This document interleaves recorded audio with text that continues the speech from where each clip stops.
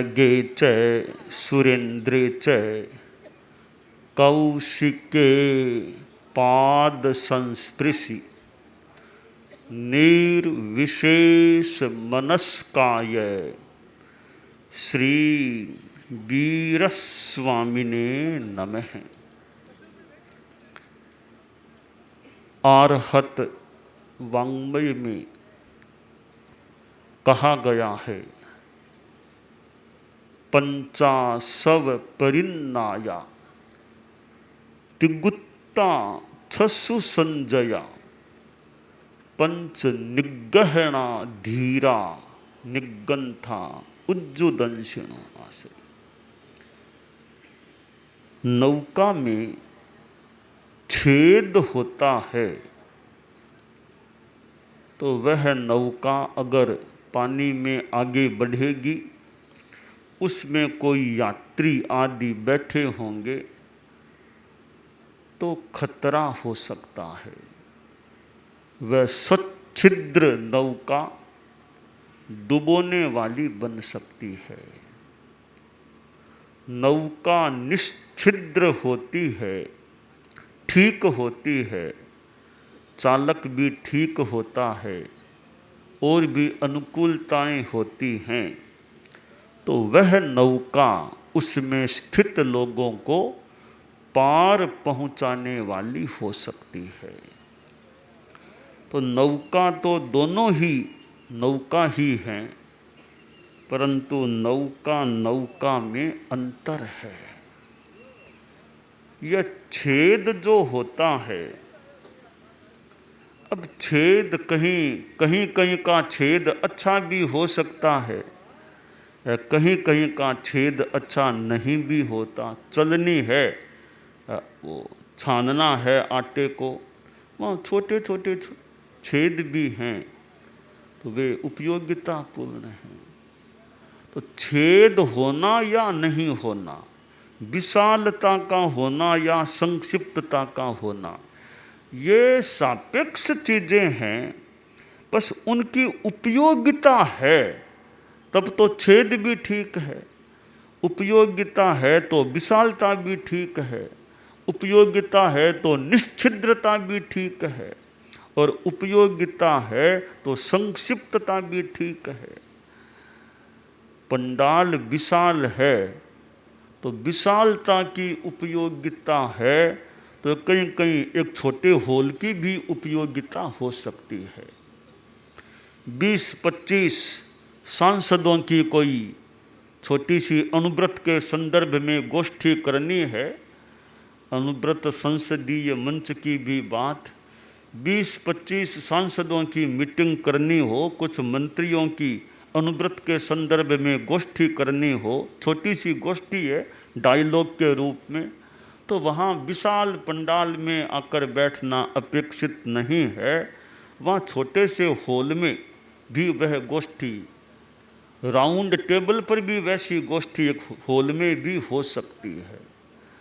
परम पूज्य आचार्य तुलसी जैन विश्व भारती लाडनू में विराजे थे और एक बार वहाँ दलाई लामा जी आए थे।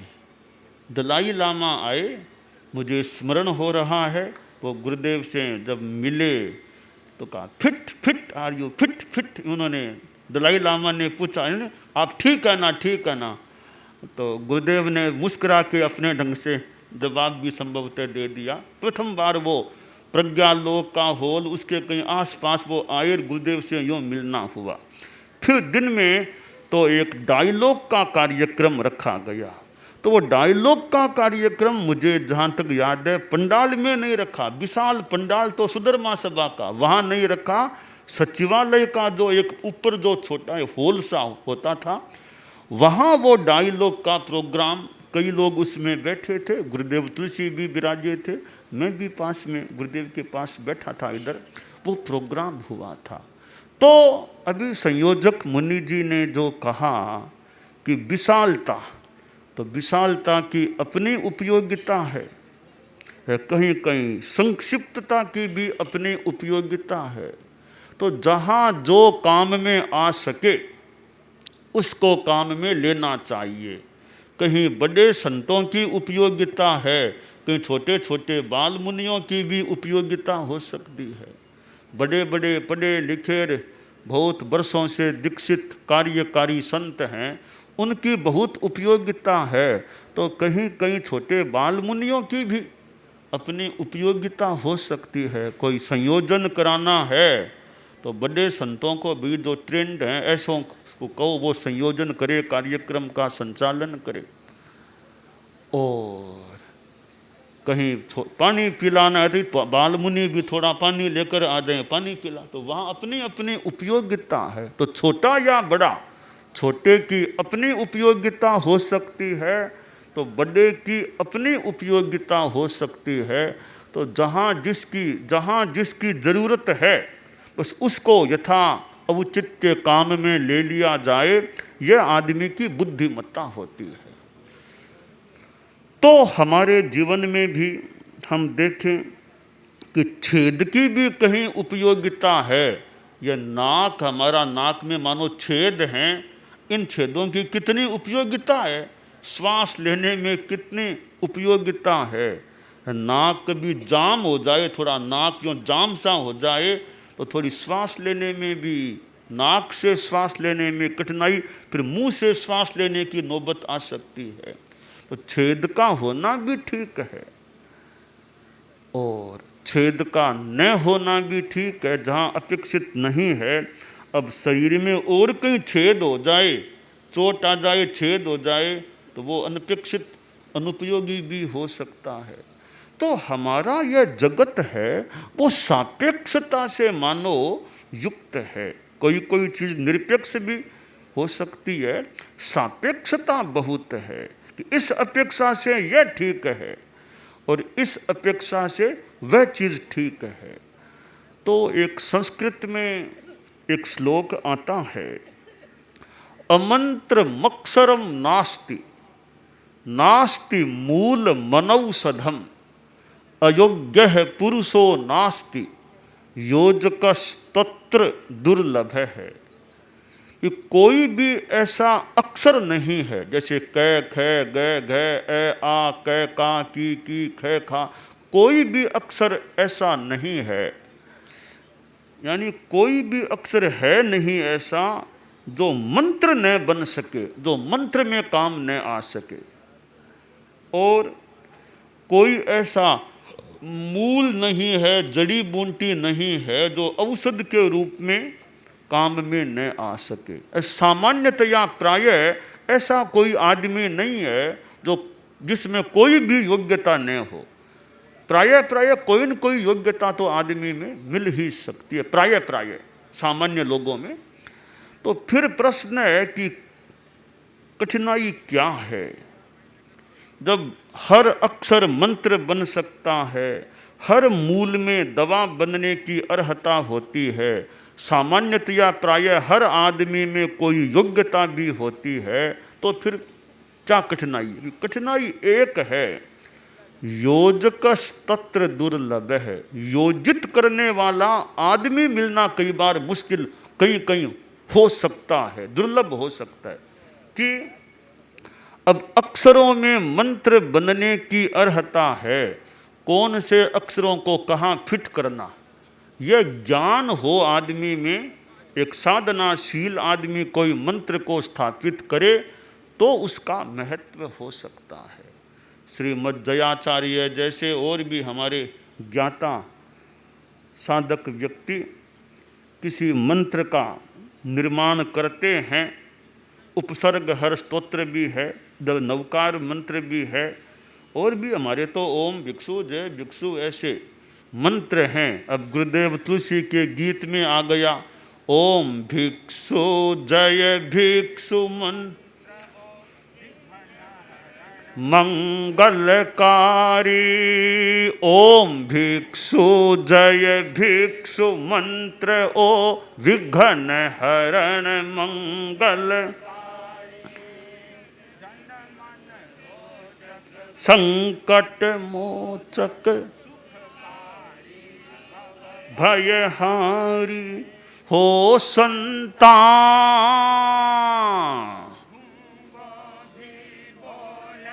पंगु चढ़े पहाड़ हो, जन जीवन आधार हो, तेरा पंथ अधिदेवता, श्रद्धा स्वीकारो तेरा पंथ। अब ओम भिक्षु जय भिक्षु अब गुरुदेव के गीत में आ गया तो संभवतः एक स्थापित, एक प्रामाणिक मानो हमारे धर्म संघ के लिए तो मंत्र है ओम भिक्षु जय भिक्षु। तो अक्षरों में अर्हता है मंत्र बनने की, अक्षरों को कैसे जोड़ना, कौन सा मंत्र बनाना, यह योग्य योजक व्यक्ति हो, एक अधिकृत व्यक्ति हो तो एक अच्छा मंत्र भी निर्मित हो सकता है। अब मूल जड़ में अर्हता है दवाई बनने की, जानकार कोई वैद्य हो, जानकार व्यक्ति कौन सी जड़ी बूटी को कैसे किस बीमारी में काम में लिया जाए, कैसे काम में लिया जाए, वो जानकारी वाला आदमी हो, कोई पंडित हो, आयुर्वेद का अच्छा वेता या कोई भीतरी ज्ञान हो। और यहाँ तक कोई योग्य आदमी एक वनस्पति के पास गया, मानो ध्यान करके पूछता है, हे वनस्पति मुझे बताओ तुम्हारे में क्या योग्यता, तुम कौन सी बीमारी के निवारण में काम कर सकती हो, और उत्तर मानो मिल गया। कोई योग्य आदमी हो तो ज्ञान हो, कौन सी वनस्पति, कौन सी जड़ी बूटी, कौन से मूल का किस रूप में उपयोग करने से कौन सी बीमारी का प्रतिकार इलाज हो सकता है, ये ज्ञान वाला आदमी मिलना दुर्लभ हो सकता है। अयोग्य है पुरुषो नास्ति, कोई पुरुष अयोग्य नहीं है सामान्यतया प्राय। अब किस आदमी को कहाँ काम में लेना, इस कला वाला नेता लीडर आदमी चाहिए कि किसको कहाँ काम लेना, कि इस आदमी को इस कार्य में काम ले लो, इसको इसमें काम ले लो, वो उपयुक्त क्षेत्र में उसको नियोजित किया जाए तब तो वो उपयोगी बन सकता है। अनुपयुक्त में उसको नियोजित कर दे तो विपर्यय हो सकता है और गड़बड़ी हो सकती है। एक विद्वान पढ़ा लिखा व्यक्ति है, बहुत विद्वान है, अच्छा वक्ता है, उसका बड़ी परिषद में भाषण कराओ तब तो उसकी उपयोगिता है। हमारे संत लोग भी हैं, कोई मान लो पढ़े लिखे हैं, एजेड वृद्ध भी कुछ प्रौढ़ हो गए हैं, अब घुटनों में और में तो क्षमता कम है, पर उनको बिठा दो तो व्याख्यान भले 1.5 घंटा 2 घंटा दिला लो। परम पूज्य डालगणी लाडनों में विराजते थे, उनके अंतिम मतलब समय दिनों या महीनों या वर्षों की बात है, स्वास्थ्य की कुछ प्रतिकूलता थी, पर डालगणी व्याख्यान देने में संभवतः बड़े सक्षम भी थे। तो डालगणी ने कहा, संतों मेरे चलने वाली थोड़ी दिक्कत, संभवतः फरमाया होगा दिक्कत है, तुम एक काम करो, मुझे व्याख्यान की जगह पर तुम बिठा दो, फिर मैं व्याख्यान दे दूंगा। तो खैर वो तो हमारे परम पूजनीय डालगणी थे, उनका तो उदाहरण मैंने एक बड़े सम्मान के साथ प्रसंग में ले लिया, बाकी वो तो बड़े परम पूजनीय आचार्य श्री थे। हमारे और संत भी हैं, कभी एज्ड हैं, अब घुटनों में भी तकलीफ है और भी कोई भागदौड़ ज़्यादा नहीं कर सकते, पर व्याख्यान दे सकते हैं। उनसे व्याख्यान में उनको बिठाओ तो बोल देंगे, आधा घंटा घंटा संवत्सरी का दिन है, उनको बिठा दो, ज़्यादा खड़े नहीं रह पाए तो कुर्सी दे दो, आराम से बैठ जाओ, 1.5-2 घंटा बोल दो। अब वो काम तो कर सकते हैं। उनको बोले भी तुम पानी लेकर आओ 2 किलोमीटर से, वो कि मेरे तो घुटने काम नहीं करते। तो किसको कहाँ नियोजित करना, वो कला नेता में हो कि किस आदमी को किस काम में लिया जाए। अब एक साधु मान लो इतना पढ़ा लिखा नहीं है और शरीर में कर्मठ है, सक्षम है, भले कहीं भेज दो, कोई बोझ उठाना हो तो उसको कभी पाटा लाना है, वहाँ से 2 सन जाओ जवान सन, तो वे पाटा लेकर के तो आ सकते हैं। उनको कहो तुम आधा घंटा भाषण दो संस्कृत में, वो उनके बस की बात नहीं। तो योजकस तत्र दुर्लभ है। अब गीत का संगान कराना, वो तो मधुर कोई कंठ वाले हैं, गीत याद भी, उनको खड़ा करो, एक गीत गवा लो, 2 गवा लो, 3 गवा लो, वो हो गीत संध्या हो संगीत, तो उनको बिठा दो, 5-7 गीत गा देंगे, वो गीत गा सकते हैं। मान लो और कोई काम जो उनके फिट नहीं वो काम कराओगे तो वो कैसे कर पाएंगे। इसलिए वो सुंदर एक चिंतन दिया कि योजकस तत्र दुर्लभे, आदमी में योग्यता होती है प्राय, किसकी कहाँ उपयोगिता, यह ध्यान देने की बात होती है। अब पत्थर है, अनेक प्रकार के पत्थर हैं, अब किस पत्थर को मूर्ति के रूप में काम में लेना है, किसको नीचे आंगन में काम लेना है, तो वो जिसकी जो जितनी योग्यता अर्हता हो उस हिसाब से उपयोग किया जाए तो आदमी उपयोगी भी बन सकता है। तो योग्यता अर्हता विशालता की भी अपनी उपयोगिता हो सकती है, तो संक्षिप्तता की भी अपनी उपयोगिता हो सकती है। बड़ा प्रोग्राम करना है, आम जनता आमंत्रित है, बड़ा प्रोग्राम है, आने वाले भी संभावित लोग बहुत हैं, तो बड़ा पंडाल भी उपयोगी, जहाँ 20,000 25,000 मर्यादा महोत्सव का प्रोग्राम करना है, बॉम्बे जैसे महानगर में करना है, वहाँ इतना विशाल पंडाल अगर है जहाँ 25,000 भी बैठ सकें, तो उस पंडाल की अपनी उपयोगिता है, भी इतने लोग आने वाले हो सकते हैं, तो बड़ा पंडाल चाहिए, बड़ा महानगर है, ज़्यादा लोग आ सकते हैं, आएंगे तो उतनी तैयारी रखनी पड़ सकती है।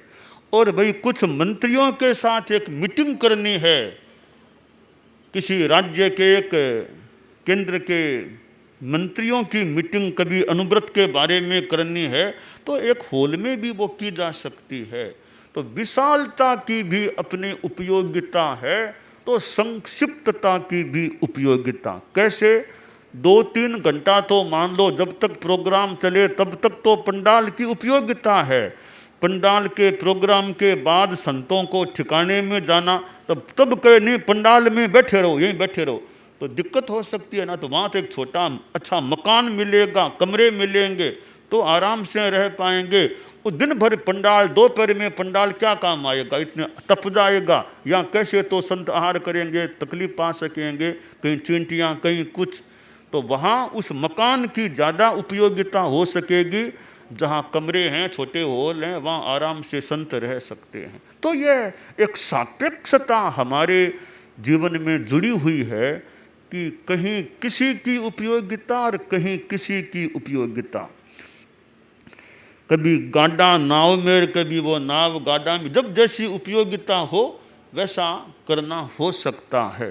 तो यह छेद हमारे तात्विक चिंतन में हम जाएं तो आश्रव एक प्रकार का छेद है, आश्रव से कर्मों का बंध होता है, तो खास करके पाप कर्मों का बंध हो, उसको रोकने का प्रयास हो, संबर की साधना हो। और संबर है वो 5वें गुणस्थान में तो सम्यक्त्व संबर भी है, देश वृत्ति संबर भी है, और तो मिथ्यात्व का भी निरोध हो, त्याग हो, संवरण हो जाए तो सम्यक्त्व संबर भी आ सकता है। और यों क्षायिक सम्यक्त्व 4थे गुणस्थान में भी हो सकती है। कितनी बड़ी बात है, 4था गुणस्थान जो श्रावक भी नहीं है, उस जीव में भी क्षायिक सम्यक्त्व भी हो सकती है, बहुत बड़ी सर्वोच्च सम्यक्त्व। कोई यह पूछे सम्यक्त्वों में सर्वोच्च सम्यक्त्व कौन सी है, हमारे मुनि मदन कुमार जी भी बैठे हैं, जो ऐसे हमारे कई तत्वज्ञान और बातों में, तो सर्वोच्च सम्यक्त्व कौन सी है। गुरुकुलवास में तो हमारे संत हैं, कई मुनि दिनेश जी जैसे, तत्वज्ञान में नारा में भी कई हमारे संत कोई हैं ऐसे अच्छे हैं, अपने अपने विषय में हैं, तो मुनि मदन कुमार जी भी हैं। और तो जो इधर तत्वज्ञान में कुछ गहराई से, तत्वज्ञान की बातों में थोड़ा गहराई से चिंतन करने वाले, कुछ सुझाव देने वाले, प्रश्न रखने वाले, ऐसे जो भी। तो 4थे गुणस्थान में भी क्षायिक सम्यक्त्व। कोई यह पूछे कि सर्वोच्च सम्यक्त्व कौन सी, मदन जी बताओ सर्वोच्च सम्यक्त्व कौन सी है सब सम्यक्त्वों में? हैं? क्षायिक सम्यक से बड़ी कोई सम्यक्त्व नहीं होती है। तो क्षायिक सम्यक्त्व सर्वोच्च है।